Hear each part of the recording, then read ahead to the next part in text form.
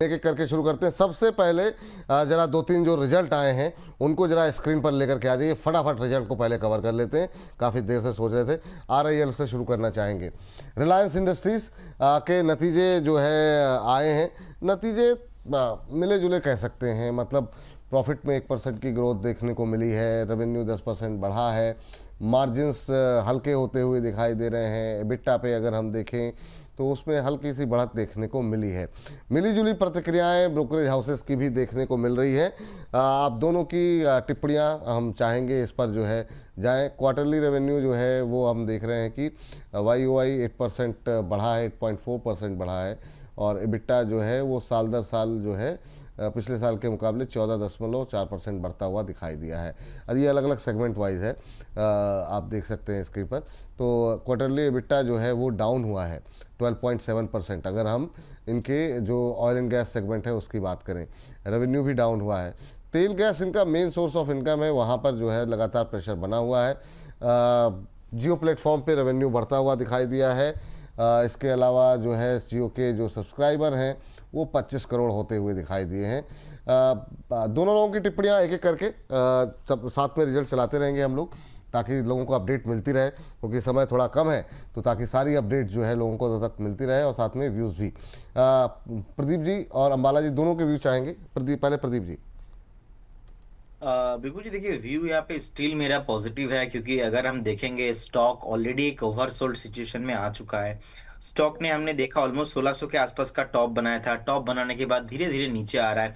सो current zone से एक support है ऑलमोस्ट 1410 1415 के आसपास एक स्ट्रॉन्ग सपोर्ट है, क्योंकि अभी 1409 पे चल रहा है। अगर आज फिर से 1420 इसके ऊपर नहीं आता है तो नेक्स्ट जो सपोर्ट निकल के आएगा वो है 1365। तो ट्रेडर का तो लिए अलग बात हो जाता है कि व्यू थोड़ा स्टिल यहाँ पे नेगेटिव ही है, मुझे लगता है कि शॉर्ट का साइड से ही है। लेकिन मैं रिलायंस इंडस्ट्री को पर्टिकुलर शॉर्ट करने का सलाह नहीं दूंगा। मुझे लगता है कि एक स्टैगर मैनर पे आपको वैल्यू इन्वेस्टिंग के बारे में सोचना चाहिए, क्योंकि बहुत कम टाइम ऐसा होता है कि रिलायंस इंडस्ट्री जैसे स्टॉक्स आपको नीचे मिलता है। तो अगर किसी के पास है पोर्टफोलियो में, डेफिनेटली बने रहिए, 6-8 महीने का व्यू रखिए। अगेन आपको स्टॉक 1750 1800 तक आपको मिलेंगे। और अगर आपके पोर्टफोलियो में नहीं है तो थोड़ा नीचे आने के लिए वेट कीजिए। आई बिलीव आपको थोड़ा नीचे मिल सकता है, और थोड़ा अगर आज 1420 इसके ऊपर फिर से सस्टेन नहीं होता है तो। लेकिन ओवरऑल व्यू यहाँ पे मुझे लगता है कि मिड टू लॉन्ग टर्म में पॉजिटिव ही मैं हूँ। और डिस्क्लेमर देना चाहूंगा, हमारे फंडामेंटल रिसर्च डेक से ये एक बाइंग कॉल भी है ओवर द लॉन्ग टर्म। सो ठीक। होल्ड करने का सलाह रहेगा। अमाला मैम, आपका व्यू। रिजल्ट्स की बात हो रही है तो एक चीज पर मुझे अपडेट देना चाहिए कि बाकी सारे सेगमेंट से जो, क्योंकि रिलायंस ने बहुत स्पेसिफिकली हर अलग अलग जो पॉकेट्स इनके बिजनेस मॉडल्स है वहां से रेवेन्यूज को कितना आया कितना नहीं वो सब बताया है। सो एक जो रिजल्ट ऑयल एंड रिफाइनरी वाला जो इन्होंने डिक्लेयर किया है ना, वो थोड़ा सा ऐसा लग रहा है कि इट शुड बी प्रॉफिटेबल, ये प्रॉफिटेबल रिजल्ट होना चाहिए था ऑयल एंड रिफाइनरी से, क्योंकि जितना सस्ता क्रूड खरीदा गया था, प्राइस तो सस्ते नहीं हुए थे, राइट। जो आउटडेक्स पर जो भी फ्यूलिंग मार्केट में थी, तो उसके बीच का जो डिफरेंस था, it should have been visible in the portfolio, in balance sheet, तो दिखा नहीं वो। अब क्यों नहीं दिखा मुझे नहीं पता, बट जब अगर आपकी कॉस्टिंग फिक्स कॉस्ट नहीं बढ़ी, आपका जो मटेरियल है वो सस्ता हो गया था, और जो आपके प्राइस थे वो वही सस्टेन प्राइस रहे, बीच का जो डिफरेंस है it should be visible in the companies balance sheet as a portfolio. Net profit तो कम से कम तो दिखा नहीं वो, तो शायद वही चीज मार्केट को अलग लग रही है, तो उसी के वजह से ये अभी थोड़ा सा प्रॉफिट बुकिंग एक्सपीरियंस हो रही है, and this is an opportunity. तो डेटा जो एक्सपेक्टेशन था, क्योंकि 50% इस कंपनी का रेवेन्यू आज की डेट में भी ऑयल एंड रिफाइनरी पर डिपेंडेंट है, तो एक बड़ा चंक है जो इसके ऊपर डिपेंडेंसी थी। तो वो चीज है जो प्राइस में देख रहे हैं अभी, और आगे की जो सिचुएशन है, तो ये जो 50% dependency on oil and refinery वाले बिजनेस पर है, अब आगे क्रूड महंगा हो सकता है। अब चाहे हम रशिया से ले, अमेरिका से ले, ईरान वगैरह जो भी है, बट चांसेस बन रहे हैं कि क्रूड थोड़ा महंगा हो सकता है, तो आगे वाले मार्जिन थोड़े से सरप्लस होंगे। That is what the price is saying. Well, it is an opportunity for investors, क्योंकि अगर आपको रिलायंस 1400 1300 इस रेंज में मिल रहा है, इसको खरीदिए। वैल्यू अनलॉकिंग का जब बेनिफिट मिलेगा एज एन इन्वेस्टर, वो कहीं ज्यादा होगा जो ये 50-60 रुपए अभी से गिरा है। सो डरिए मत, खरीदिए इसको। चलिए, ये बात यहाँ पर निकल के आई है। आरआईएल को लेकर के सभी लोग पॉजिटिव हैं। मिलीजुली प्रतिक्रियाएं ब्रोकरेज हाउसेस की तरफ से। चलिए आगे बढ़ते हैं, अगली टिप्पणी लेते हैं। एक और बड़े दिग्गज बैंकों के रिजल्ट्स जो है फटाफट पहले डिस्कस कर लेते हैं। एचडीएफसी बैंक और ICICI bank back to back इस पर बातचीत कर लेते हैं। एचडीएफसी बैंक पे प्रदीप जी की राय ले लेते हैं और आईसीआईसीआई बैंक पे अंबाला जी की राय।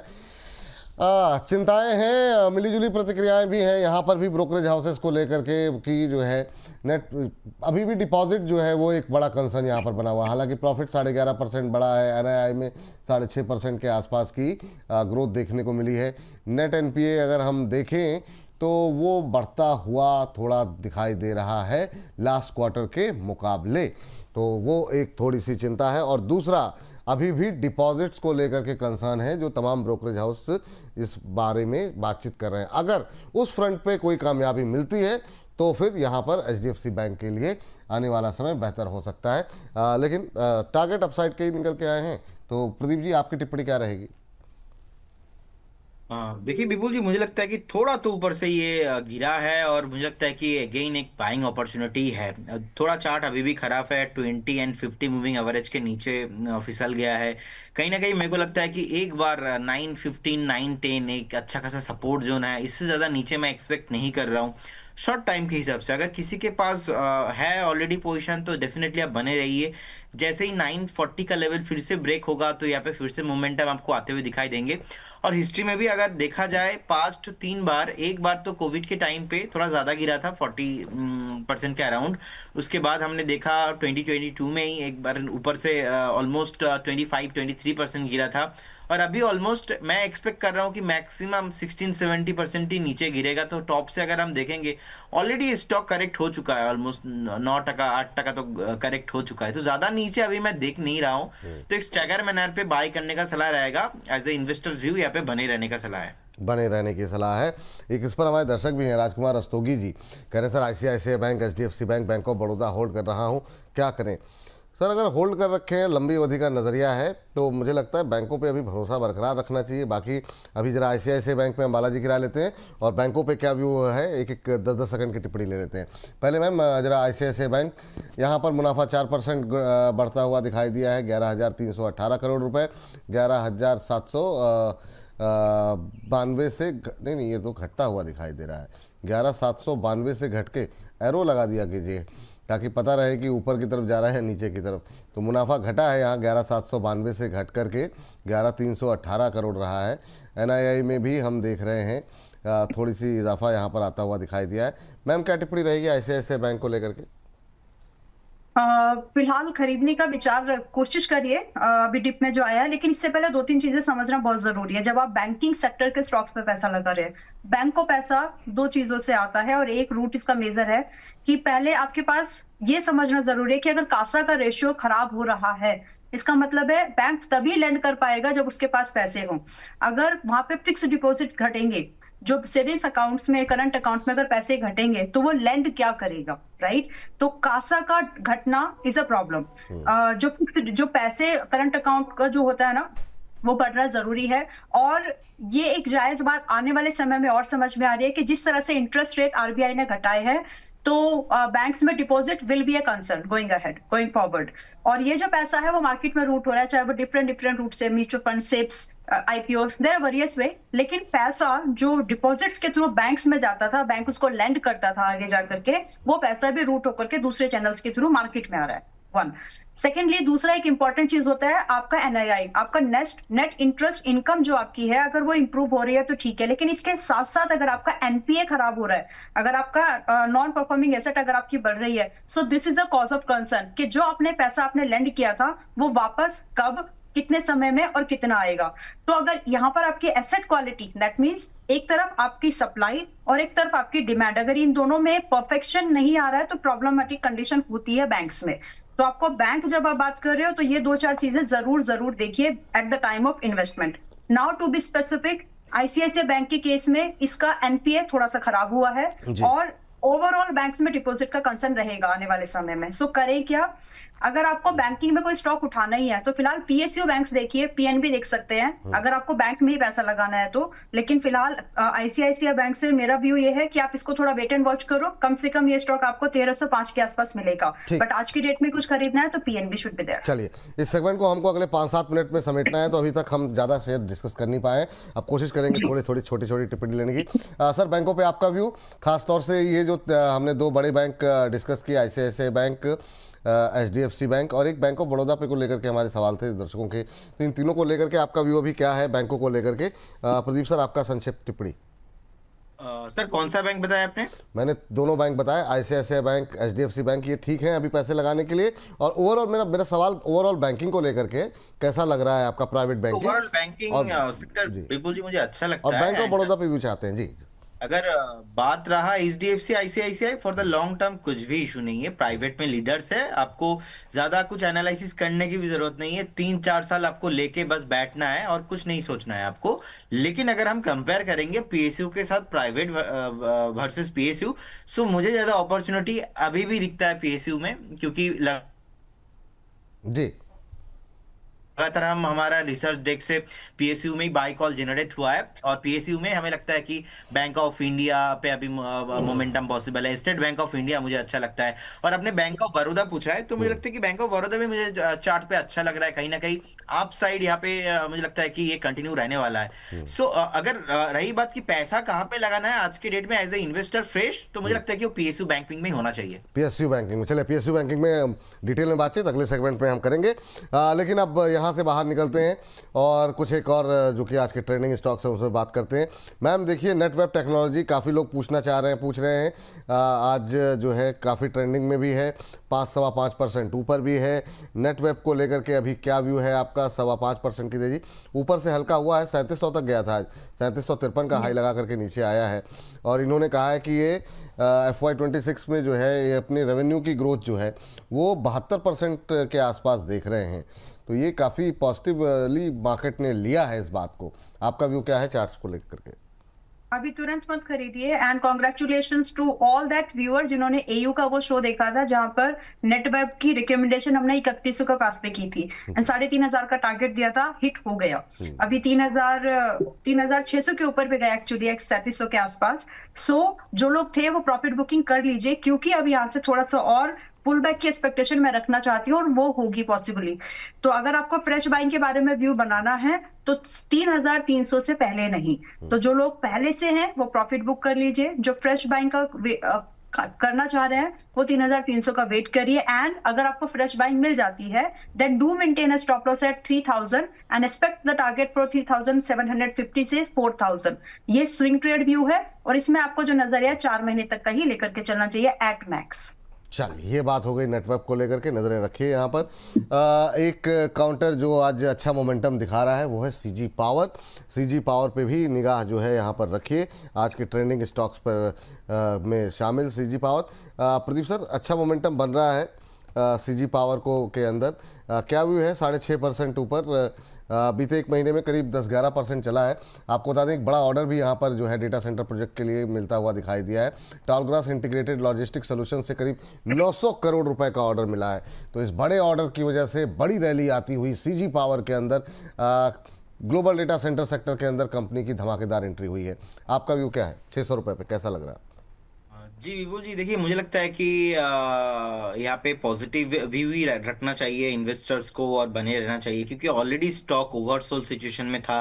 रिसेंट टॉप से देखा जाए तो ऑलमोस्ट 29% करेक्ट हो चुका है, और फिर से ये जो ऑर्डर्स है एंड पुल बैक है, मुझे लगता है कि कहीं ना कहीं स्टॉक को अगेन 650 एंड अबव लेके जाने का कोशिश करने का हाई पॉसिबिलिटीज यहाँ पे दिखाई देंगे। तो जिनके पास पोजीशन है बने रहिए, और डिस्क्लेमर देना चाहूंगा, रिसेंट हमारा रिसर्च डेक से ये बाई कॉल भी जनरेट हुआ है, तो स्ट्रिक्टली स्टॉप लॉस ऑफ 580 में मेंटेन कीजिए अगर आपका 2-5 दिन का व्यू है, और बने रहिए। अभी भी खरीद सकते हैं क्या?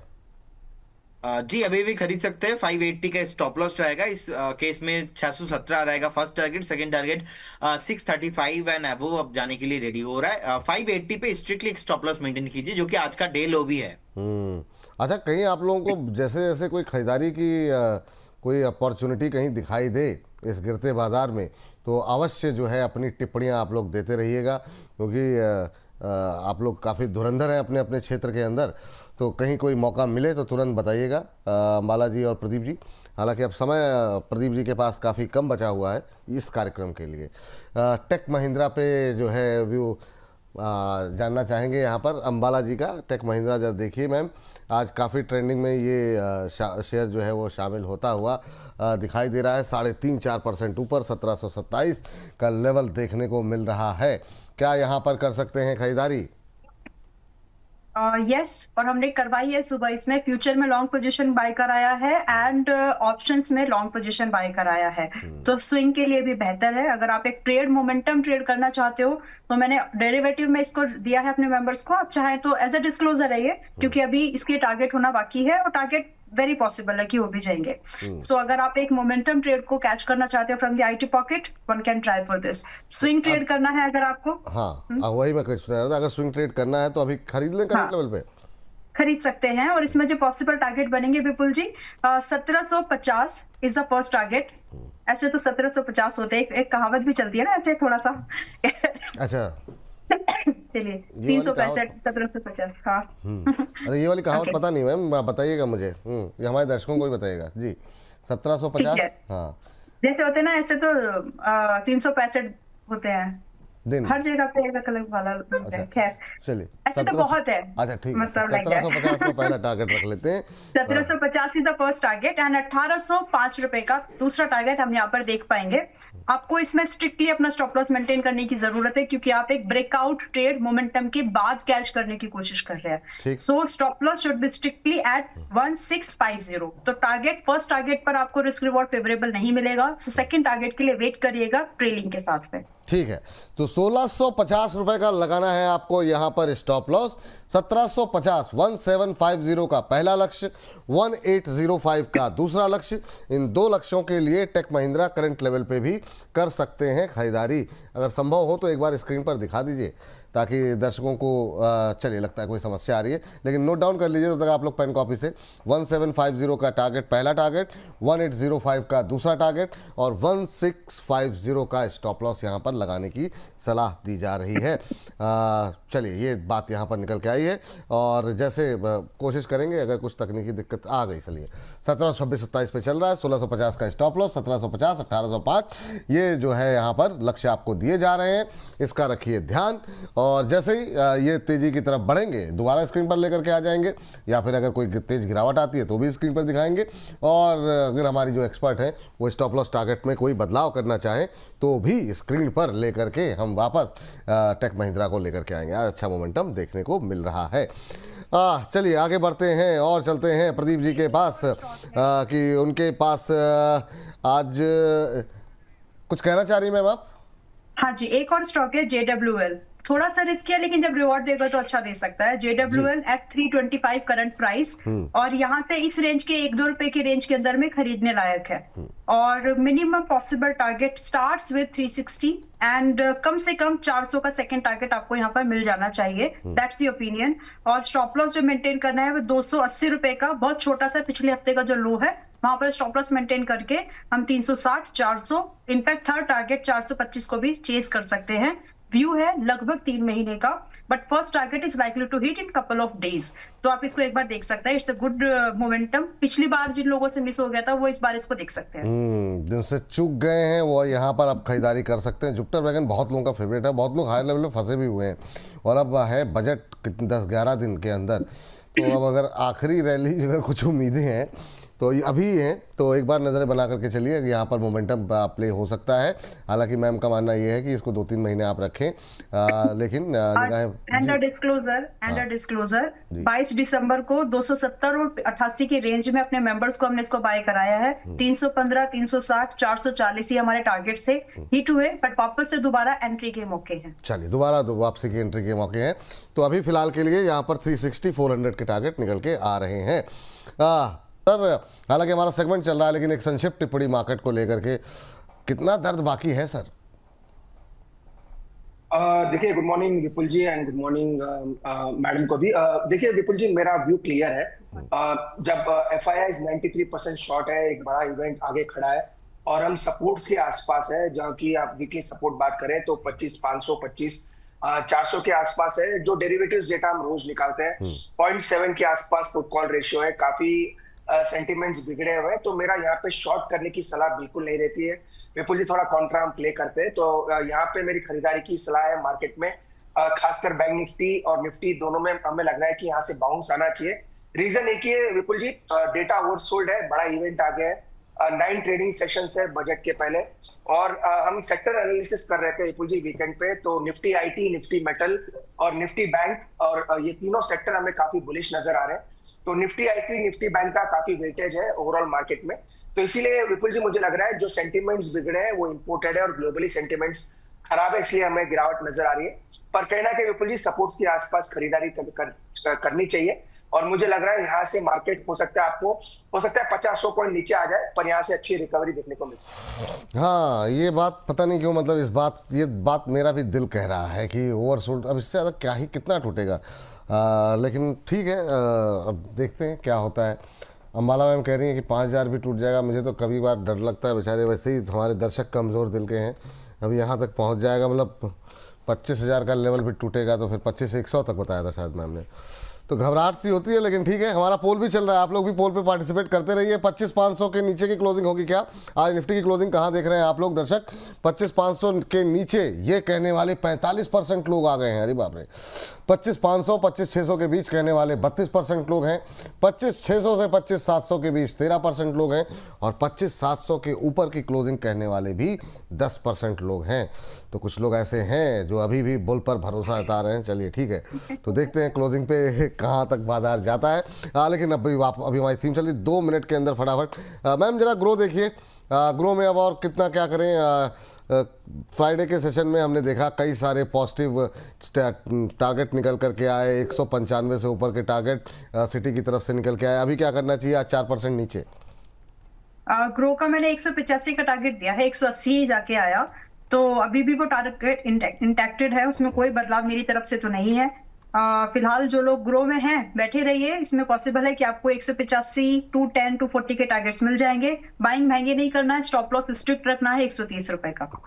अभी भी खरीदना है? 185 टारगेट है, 130 रुपए का स्टॉप लॉस है, तो पहला टारगेट 25 पॉइंट, और अगर स्टॉप लॉस हिट हुआ तो 35 पॉइंट का है। If it is justified to you, मतलब अकॉर्डिंग टू रिस्क एपेटाइट, तो आप कर लीजिए। चलिए ठीक है। अरुण सर, बहुत सा मतलब लोगों की ये हमारे चैट बॉक्स का ट्रेंड है, मीशो पे लोग जानना चाह रहे हैं कि मीशो में अभी क्या किया जाए। 160 के आसपास आपका कंफर्ट जोन कहाँ पे बनेगा, और आप कंफर्टेबल हैं भी इस स्टॉक पे कि नहीं? ग्रो की तेज़ी में कहीं थोड़ी इसकी चमक हल्की पड़ गई, इसकी चर्चा थोड़ी हल्की पड़ गई, लेकिन हर दूसरे घर में आपको मीशो का जिक्र छिड़ता हुआ दिखाई देगा। आपकी टिप्पणी क्या रहेगी? विपुल जी, कंपनी तो काफी चर्चित है, जैसा कि आपने कहा, सभी घर में ऑर्डर्स वगैरह इनके आते हैं, काफी ऑर्डर्स मैंने देखे भी हैं इनके। कंपनी अच्छी है विपुल जी, कोई डाउट नहीं है, पर अभी जो ओवरऑल मोमेंटम चल रहा है स्टॉक में वो नीचे की तरफ है, और सेलिंग ऊपर की तरफ क्लियर नजर आ रही है। नो डाउट विपुल जी, फंडामेंटली मेरी कोई दिक्कत नहीं है, वैल्यूएशंस के थोड़े डिस्कम्फर्ट जरूर रह सकते हैं, पर बॉटम पकड़ना विपुल जी फ्रैंकली आपको बताता हूँ इस स्टॉक में काफी मुश्किल है। लिस्टिंग का डेटा भी कम है, तो मुझे लग रहा है कहीं ना कहीं नीचे में अगर साइकोलॉजिकल देखें तो 150 से 152 रुपए के आसपास शायद एक साइकोलॉजिकल सपोर्ट स्टॉक में मिल सकता है। पर फिलहाल विपुल जी मेरी खरीदारी की सलाह नहीं है, करेक्शन आके जब भी बेस बनेगा जब इस पे जरूर नजर रखेंगे। ग्रो हमारा बड़ा मिस रहा है विपुल जी, ग्रो पे हमारा व्यू बुलिश था, लेकिन नीचे में स्टॉक मिला नहीं, तो ग्रो हमारे से बड़ा मिस हुआ है एक्यूमुलेट कराने में। पर मीशो को कहीं ना कहीं जब बॉटम बनेगा जब इसको जरूर नजर रखें। चलिए ठीक है, ये बात यहाँ पर निकल के आई है। आखिरी के 2 काउंटर आप लोगों के लिए, उसके बाद इस सेगमेंट को करेंगे समाप्त। आज थोड़ा सा विलंब हो गया IPO के चक्कर में, चलिए कोई बात नहीं। लेकिन जिंदल 100 मैम आप देख लीजिए, और JSW इंफ्रा पे राय जानना चाहेंगे हम अरुण सर की। तब तक अरुण सर देख लें एक बार। आज ज़बरदस्त दोनों ही शेयर अच्छे मोमेंटम में। जिंदल 100 12% ऊपर है। मैम बताइए क्या करना चाहिए, क्या अभी भी कोई अपॉर्चुनिटी बचती है यहाँ पर? एंड ये हमारे आज के इंट्राडे पिक में है। ये मतलब आप यहाँ पर नहीं बताती हैं सब, ये कहाँ देखते हैं? सुबह नहीं थी 9:30 के बाद ये स्टॉक शेयर किया था। कोई बात नहीं जी मैम, बताइए। तो 2-3 चीजें हैं क्यों हमने इसको पिक किया। It is in intraday also, it is good for swing trading also, and there are many reasons for this. सबसे पहला तो वैल्यूएशन कंफर्ट, अगर आप चार्ट पे एकदम गिरे पड़े हो ना तो आपको वैल्यूएशन जरूर देखना है। 22 रुपए सेक्टर चल रहा है 22 के मल्टीपल्स पर, और ये 9 के मल्टीपल्स पर है। तो इसके साथ फिर हमको आयरन और स्टील की मैंने बात की है कि मेटल्स जिस तरह से चला है तो उसके पीछे पीछे चलने वाले जो इंडस्ट्रीज हैं, छोटे कंपनीज जो होती है, छोटे प्रोडक्ट्स में जो काम मैन्युफैक्चरिंग करती हैं, उन कंपनीज के ऊपर धीरे धीरे ध्यान आता है अगर वैल्यूएशन कंफर्ट है तो कंपनी में प्रॉफिट तो नहीं है, वो एक सबको दिख रहा है, बट उस प्रॉफिट के अगेंस्ट इसकी प्राइस बढ़िया है। यानी अगर आप प्रॉफिट नहीं दे रहे हो तो आपकी वैल्यूएशन सस्ती होनी ही चाहिए, एंड दैट इज देयर। तो फंडामेंटल पार्ट पर कंफर्ट है, मैक्रो फैक्टर का सपोर्ट इसको मिलेगा, तो इसकी वजह से it's a swing trade also, it's an investment idea also, and it's for a trading purpose also. तो अभी चलिए 174 पर आया है, किसी को अगर खरीदना है तो आप इसको एक खरीदारी की नजर से देख सकते हैं। करंट प्राइस पर भी लगभग 174 चल रहा है आज का। मेरे हिसाब से अपर सर्किट जो यहाँ पे दिख रहा है 185 का है, and I wouldn't be surprise कि अगर ये हिट हो जाए तो, क्योंकि वैसी वॉल्यूम यहाँ पर, वैसा बॉटम लाइन यहाँ पर दिख रहा है मुझे। तो अभी अगर किसी को खरीदें? एक फ्रेश, यस, अगर किसी को फ्रेश बाइक के बारे में सोचना है तो खरीद सकते हैं। 185 लगभग अपना फर्स्ट टारगेट रखें, और थोड़ा सा समय दे देंगे अगर तो 220 रुपए का सेकंड टारगेट भी आप चेस कर सकते हैं। रिस्क डिफाइंड है 12%, तो अगर आप इससे कंफर्टेबल हैं 154 रुपए यानी इंट्राडे लो स्टॉप लॉस मेंटेन करो इसके लिए, और 185 220 टारगेट का वेट कर सकते हैं लेस देन 3 मंथ। अच्छा खासा अपसाइड का मूवमेंट दिखता है। 185 220 तक के टारगेट यहाँ पर निकल करके आ सकते हैं। जिंदल 100 के अंदर निगाहें बना करके चलिए। आज 185 का टारगेट जो है मैम का मानना है कि देखने को मिल सकता है। अभी भी 12.5% ऊपर तूफानी रफ्तार में है, और ये रैली जो है इस पे अपर सर्किट तक ले जा सकती है, ये मानना है अंबाला जी का। तो अभी 12.5% के आसपास की तेजी। प्रतिभूति बाजार में निवेश बाजार जोखिमों के अधीन है। निवेश करने से पहले सभी संबंधित दस्तावेजों को ध्यान से पढ़ें।